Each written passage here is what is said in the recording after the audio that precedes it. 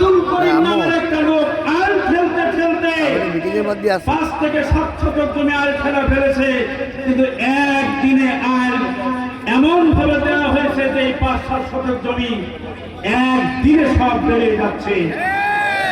একজন মুরব্বী বলছেন, করিম জানা করে করিম বাংলাদেশ জামাত ইসলামীর কাছ থেকে ভোট ভিক্ষা করে জাতীয় সংসদে আপনি সদস্য হয়েছিলেন। আজকে সারা দেশে প্রার্থী দিয়েছেন, যার উল্লেখযোগ্য প্রার্থী আমাদের অধ্যক্ষ ইজ্জতুল্লাহ সাহেব, ঠিক কিনা? জামাত ইসলামের ব্যানার শীর্ষে জামাত ইসলামের ফেস্টুন উড়াও করে দিচ্ছে। কারণ কি জানেন? ওই যে যারা করে করি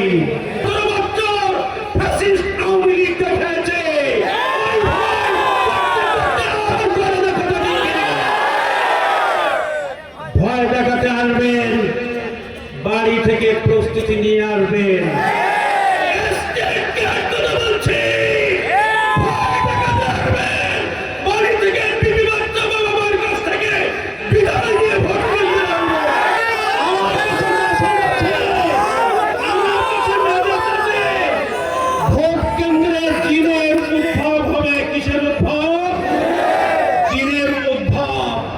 এই দিন তলাইতে প্রত্যেকে আয়াতুল কুরসি মুখস্থ করা লাগবে।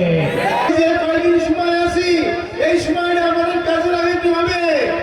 আল্লাহ তাআলা বলেছেন যে বিজয়ী তোমরা হবা যদি তোমরা ঈমানদার হও। তাহলে ঈমানদার হওয়ার প্রয়োজন আছে না নেই?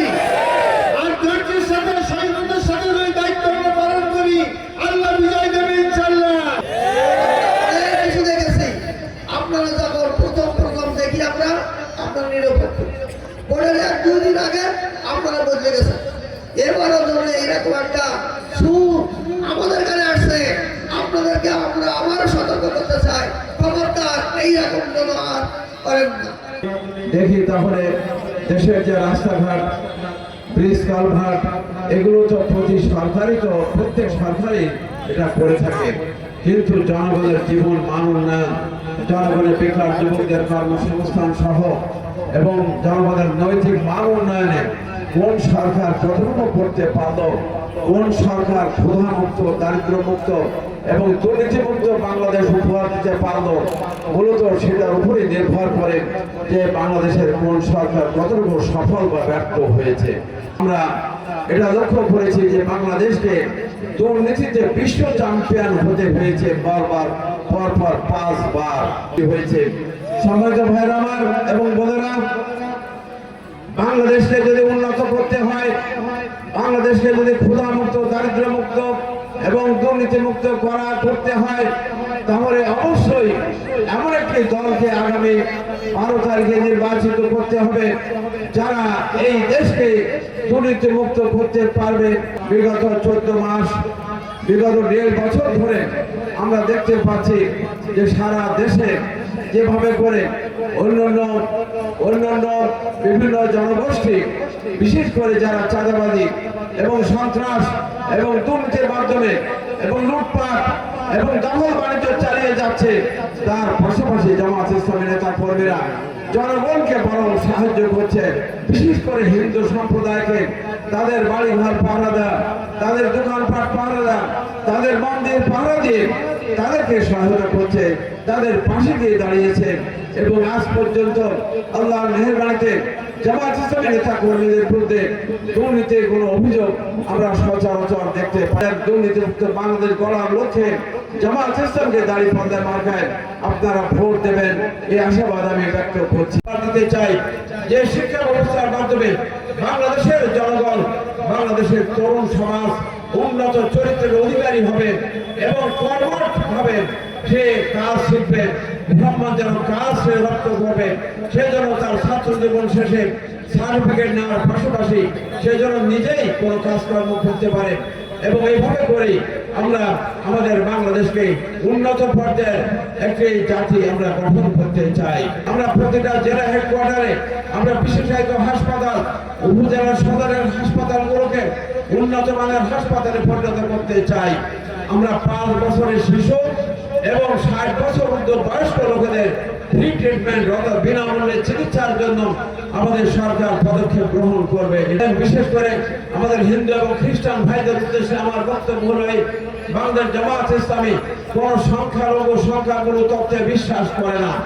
বাংলাদেশ জামাত ইসলামী মনে করে যে এই বাংলাদেশের বুকে যারাই জন্মগ্রহণ করবে তারাই এদেশের নাগরিক, সে যে ধর্মেরই হোক, সে যে বর্ণেরই হোক, সে যে গোত্রেরই হোক না কেন। প্রিয় ভাই এবং বোনেরা, এই জন্য আমরা তাদের সম্মান, ইজ্জত এবং নিরাপত্তার ব্যাপারে আমরা গ্যারান্টি দিতে চাই যে জামাত ইসলামী যদি সরকার গঠন করে আপনাদের গায়ে হাত দেওয়া তো দূরে থাক, আপনাদের চাঁদা দেওয়া তো দূরে থাক, আপনাদের দিকে তীর্যক দৃষ্টি দিতে যদি কেউ দেয় তাহলে তাকে উপযুক্তভাবে তাকে দমন করা হবে। প্রিয় ভাই এবং বোনেরা, আমরা বেকার যুবকদের জন্য আমাদের পলিসি হবে এই যে বেকার যুবকদের আমরা প্রশিক্ষণ দিয়ে বিনা সুদে ঋণ দিয়ে তাদেরকে বিভিন্ন কর্মে নিয়োগের ব্যবস্থা ইনশাআল্লাহ আমাদের সরকার করবে। এবং যারা বিদেশে যারা চাকরি করতে যেতে যাবে তাদের প্রশিক্ষণ দিয়ে এবং সে দেশের ভাষা শিখিয়ে যেন উচ্চ মূল্যে উচ্চ বেতনের জন্য সে যেতে পারে এবং তার নিজের পরিবারকে সচ্ছল এবং দেশকে বেশি পরিমাণে রেমিটেন্স পাঠাতে পারে, সরকার সেই ব্যাপারে প্রয়োজনীয় পদক্ষেপ গ্রহণ করবে। আমাকে এই তারা করলার নমিনেশন দেওয়া হয়েছে দাঁড়িপাল্লা মার্কায়।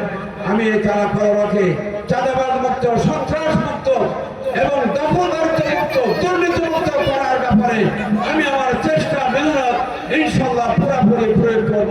প্রিয় বোনেরা, আমার ভাই এবং বোনেরা, যদি আমাকে আপনারা দায়িত্ব দেন, যদি আমাকে দাঁড়িপাল্লা মার্কে বিজয়ী করেন তাহলে দায়িত্ব পালন আমি সর্বদা কঠোর অবস্থায় থাকবো ইনশাআল্লাহ। আমরা আমাদের এই জলবদ্ধতা, এই তেঁতুলিয়া ইউনিয়ন, এই লাঙ্গলঝাড়া সহ বিভিন্ন ইউনিয়নে প্রতি বছর জলবদ্ধতা হয়, বহু মানুষ কষ্ট ভোগ করে, তারা তাদের সর্বস্ব হারিয়ে ফেলেন, তারা ফসলাদি করতে পারে না, তাদের দুর্দশা লাঘবে ইনশাআল্লাহ আমরা প্রচেষ্টারত থাকবো।